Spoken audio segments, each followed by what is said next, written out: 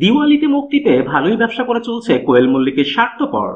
আর 2 দিন শেষে কতই না হলো এই মুভির বক্স অফিসের কালেকশন, সেটা নিয়েই মূলত আমাদের এখনকার আয়োজন। So let's go to the main topic.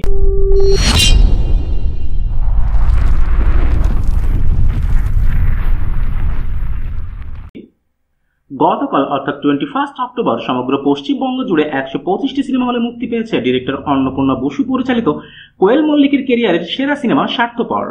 মুভিতে আরও অভিনয় করেছেন রঞ্জিত মল্লিক, কৌশিক সেন ও অনির্বাণ ভট্টাচার্য। মুভির মর্নিং শো ঢিলে ঢালাভাবে শুরু হলেও ইভিনিং অ্যান্ড নাইট শোগুলো ছিল সম্পূর্ণ হাউসফুল।